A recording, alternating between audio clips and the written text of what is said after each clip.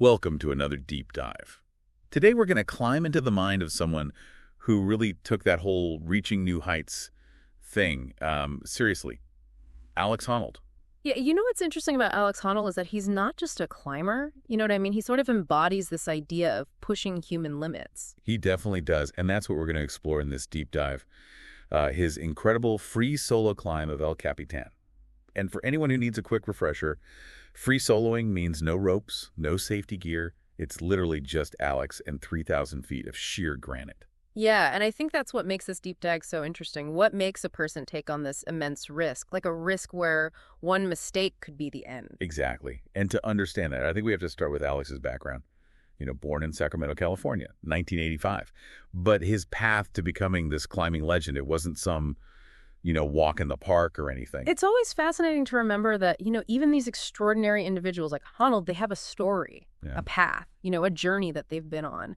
Totally. And what makes him so unique, I think, isn't just his physical strength, but like this almost superhuman mental fortitude. I mean, how do you even begin to process that level of risk? Well, that's the thing. Most of us can't. But for Alex, it seems like he's almost wired differently. Like studies have actually shown that his amygdala, that's the part of the brain that usually lights up with fear. It's like unusually quiet when he's in these life or death situations. Wait, so his brain actually reacts differently to fear? Yeah, it's incredible, isn't it? Like it suggests that there's this neurological basis for his ability to stay so calm under pressure.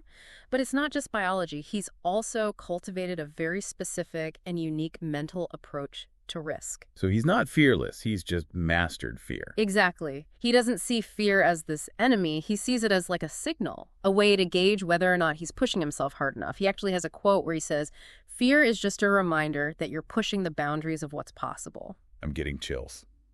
It's like he's redefined what fear and potential even mean. Absolutely. And it's not just abstract philosophy. It's like this approach is woven into every aspect of his climbing. Like before he even attempts to climb, especially free solo, he spends years meticulously studying the rock face, memorizing every handhold, every crack, like every little nuance of the rock. So it's like prepping for an exam, but with your life on the line. Yeah, think of it like the ultimate test. And he even studies the grain of the rock. You know, the way the texture changes? He's searching for any advantage, any little thing. Wow. And this brings us to El Capitan. Right, this iconic, massive granite wall in Yosemite National Park, 3,000 feet straight up. And in June 2017, Alex became the first and only person to free solo it. Imagine that, the first and only. Like, it wasn't just difficult, it was groundbreaking. It was so groundbreaking that the New York Times called it one of the greatest athletic feats of any kind ever. I mean, we're talking about a climb that even experienced climbers with ropes and safety gear find absolutely terrifying. To do it free solo, it's mind-blowing. Totally. And before we get into the climb itself, I think we have to talk about one of the most challenging parts of El Capitan, the boulder problem. Yeah, I was reading about that. That sounds absolutely terrifying. Yeah, it's a section that's notorious, even among climbers who use ropes. It's this series of incredibly difficult moves with really small holds. And for Alex, free soloing it, this was a point of no return. Wait, so he hits this section thousands of feet in the air, and that's the point of no return. It's like the stakes are already so high. Well, that's El Capitan. It's not just one challenge, it's a series of challenges, each one more daunting than the last. And for Alex, when he's approaching the boulder problem, free solo, there's no going back. Okay, so picture this. You're Alex Honnold. You're thousands of feet up El Capitan. Below you is nothing but air. And you're facing this section, the boulder problem, that even world-class climbers struggle with. Your next move Determines everything. It's like the whole climb. All those years of preparation, all that mental focus, it leads to this moment. And that's where his, what he calls his warrior spirit comes in. He talks about this idea that you face your fear because your goal demands it. Like it's about summoning this inner strength, this unwavering commitment to push through when every instinct is screaming at you to run. Wow. So we've got this climber with this unique relationship with fear, tackling this impossible climb, and now we're at this do-or-die moment. What happens next? This is where things get really interesting. He takes a deep breath, visualizes the sequence and starts making his moves. It's a slow, deliberate dance, a symphony of balance and precision. Okay, but how? What are the specifics? I mean, how does he actually do it? We're talking about incredibly precise footwork, like finding these tiny, almost invisible edges on the rock face. His fingers are searching for these little crimps, holds that are barely big enough for his fingertips. So he's clinging to the side of a building, but without a safety net. Yeah, and remember, he can't hesitate. He has to commit to each move fully. Like one moment of doubt, one lapse in concentration, and it's over. So what happens at the boulder problem? Does he make it? He does. But it's tense. There's this one point where he's basically suspended in midair. His fingers are clinging to this tiny edge, and his feet are searching for purchase. I mean, even he had to feel some fear, right? Oh, he's admitted to that. Even after all these years, he still feels fear. But for Alex, fear isn't a stop sign. It's a signal to pay even closer attention, to focus even harder. So he pushes through the boulder problem, and he keeps going. But El Capitan is massive. Like, what other challenges did he face on this climb?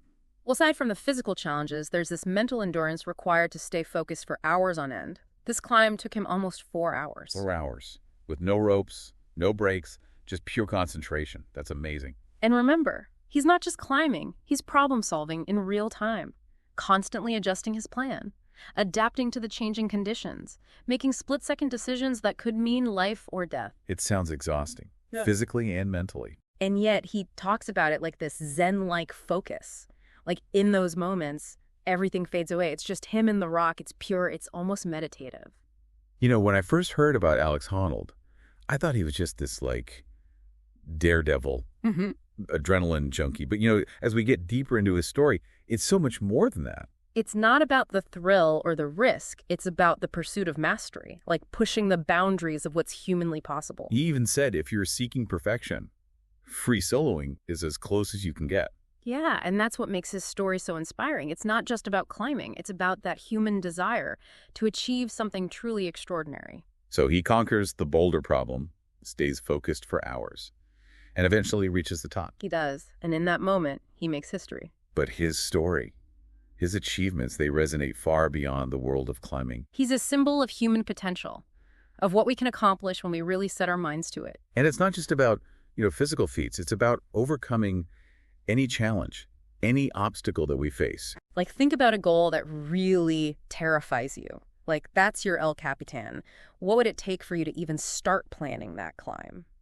He reminds us that even the seemingly impossible can be within reach. If we're willing to put in the work, face our fears, and never give up on our dreams. And it's not just about dreaming, it's about taking action. One of his quotes is, "The greatest risk is not taking any risks at all." So what can we learn, as you know, regular people? What are the key takeaways from someone like Alex Honnold? What can we apply to our own lives?